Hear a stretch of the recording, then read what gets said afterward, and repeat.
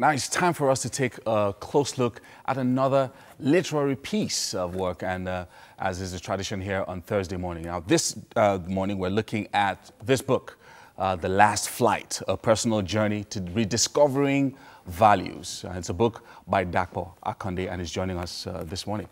So good to have you join us, sir. Thank you very much. Initially, when I saw The Last Flight, I was like, okay, is this a novel? Is this like an action piece or a thriller? Yes. But then when I read the book, yes, I discovered the direction of what you were saying, not just with the title, but with the book itself. That's right. But let's talk about the title first. Why The Last Flight? Because I came to understand and discover that if we want to get this society out of the mess it is right now, there are certain things we need to go back to. We need to go back to values, we need to go back to virtues, we need to go back to ideals, rediscover them. And that is really our last chance to get the society right. We're going to come out with the best of socio-economic policies possible and everything, but if we don't go back to the values and anchor those things on the values themselves, then it will fail. Yeah. So now one of the things that, you know, when looking through this book, you're talking about values, I'm glad that you started with that. One of the things that you harped on was that values begin from the home. So sometimes it's, maybe when we get to secondary school or university, that everybody starts talking about values and reading the society of corruption. And we say it starts from the schools. But actually what you're trying to say in this book is that it actually starts from the home, from when you were a child. That's right. It starts from the home. Like for instance, I mean, just to give my own family as an example, you know, we try to teach our children values right from the very young age. I mean, one of my write-ups I mentioned there, I said that we try as much as possible to avoid white lies when we speak to our children. You know, we try to avoid saying, you know, the typical, if you behave yourself, when we get back home, we'll give you a sweet, we'll give you this, we'll give you that, when we know that we won't. Because all those sort of things, your children are learning from what you say, they're learning from what you do, and all these little things are you're sowing seeds into them. And so if you're telling little lies, you're telling them that deceit works. And that's the way to get around in society. So moving deeper now, you're talking about moving deeper into values themselves. One of the reviewers of this book talked about 4 key things or 4 key words that are very poignant when you're reading a book like this. You talked about manners, love, resilience, and discipline. You know, these are 4 things that it seems that we're lacking a lot. A lot of people are impatient. People just want to get successful and all that. Now, why are these 4 words so important when you're talking about values and instituting the right kind of mindset, especially for Nigerians? Or well, you know, first of all, like you said, manners is a matter of you having consideration for the other person. You know, we tend to overlook manners a lot as if it's not important, but it's actually very important, because those simple words, please, yes, and sorry, is actually taking the focus off you and putting the focus on somebody else. And I've discovered that one of the main problem that we have in Nigeria, please excuse me for saying this, is selfishness. We tend to focus too much on ourselves and not enough on the other or the society. Sometimes, isn't it because there's very little resources that everybody's fighting for? Sometimes, I mean, that's why people just feel after a while that, you know what, I'm just going to focus on myself. Because sometimes when you try to do stuff for other people, you get burned. Yeah, it's very true. But at the same time, what I believe is that, you know, if you can try and get society right, if you look abroad, when society works, it works for everybody. You know, so you can, I mean, to me, get society right, it'll work for you. If you say you want to do it just for yourself, then your life is not truly successful just because you have made money, if your society is in a bad shape. So that's where I see it. So let's talk about The Little Foxes, because you dedicated about like 80 pages to that. And I was wondering, you already spoke about white lies, you know, so let's talk a little bit, talk to us a little bit about these little foxes that we don't pay so much attention to, but are very important. Yes, I think I mentioned some of them already. Please, sorry, thank you.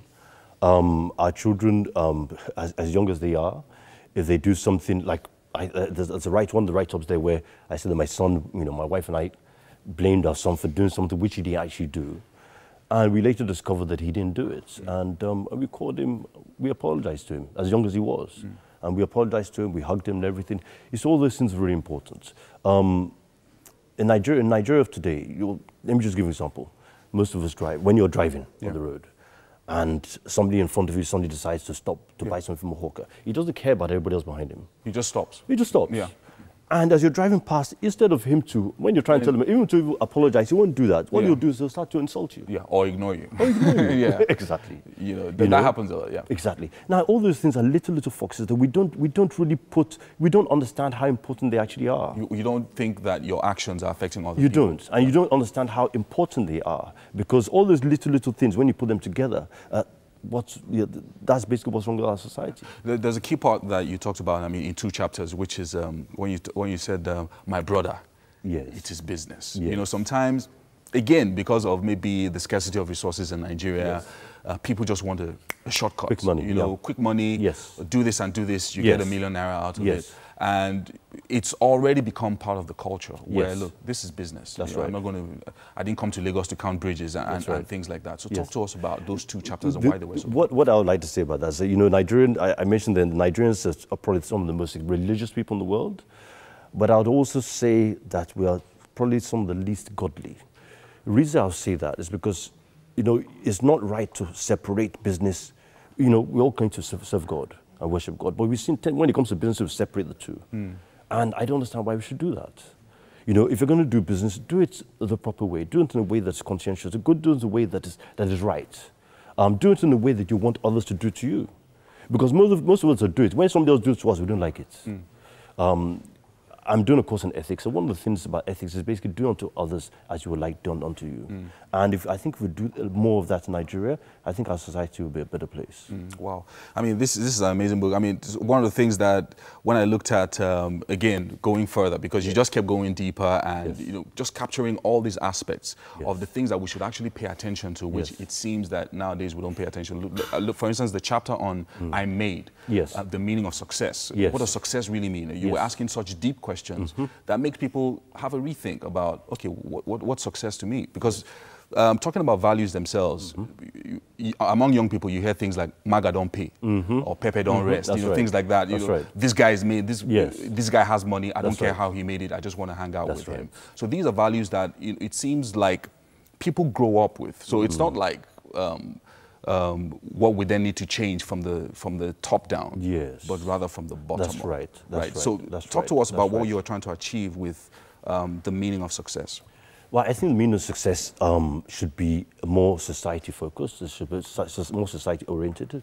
You spoke something about, you know, going from the bottom upwards. I dedicated this. There's one of my write-ups. I mentioned Japan. I spoke about Japan. We know Japan for so many things, technology, so many things like that. But one of the things that Japan is actually that I respect them most for is their people. In Japan, education, primary education, up to the age of about 10 years old, children are taught, there's less focus on academics. More focus is on compassion, different virtues, manners, treating each other right. You see, if we can start with that, we can build academics on top. But if you don't have the foundation right, if you try and put the academics on no foundation, it will fall. Thank you so much. The book is The Last Flight, a personal journey to rediscovering values by Dapo Akande. Mr. Akande, thank you for joining us this morning. Thank you very much. I think this is a book that we should all get, parents, teachers. It's an amazing book. Thank you so much. Thank you very much. And it's well written too. Thank well you. written. Thank you.